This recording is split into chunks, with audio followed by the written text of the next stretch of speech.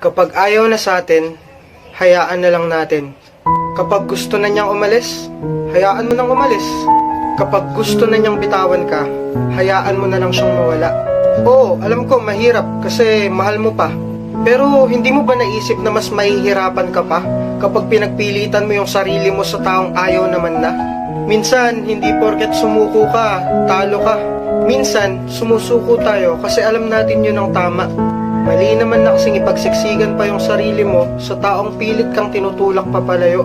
Hindi ka dapat magmakaawa na wag siyang mawala. Kasi unang-una, kung talagang mahal ka niyan, hindi niya gagawing solusyon ang hiwalayan.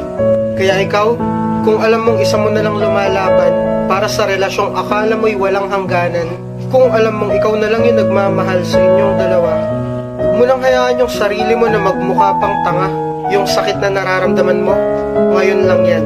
Kasi darating din naman yung punto na kung saan isang araw gigising ka na lang nang wala nang nararamdaman para sa taong akala mo dati hindi mo kayang mawala.